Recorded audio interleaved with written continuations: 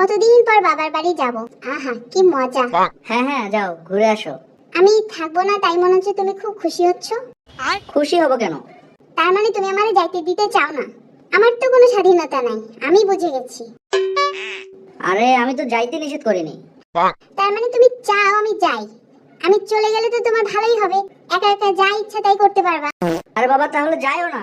ছি ছি, আমার বাবা মা আমাকে ডাকতেছে, না গেলে বাবা মা কষ্ট পাবে, এটাই তো চাও তুমি তাই না? ছি। তাহলে যাও। আমাকে এভাবে তাড়িয়ে দিচ্ছ কুট্টুস, এখন তো আমাকে আর ভালো লাগে না তাই না? আমি চাই যে তুমি যাও, কিন্তু তুমি চাও যে আমি না চাই তুমি যাও। তুমি কি চাও আমি চলে যাই?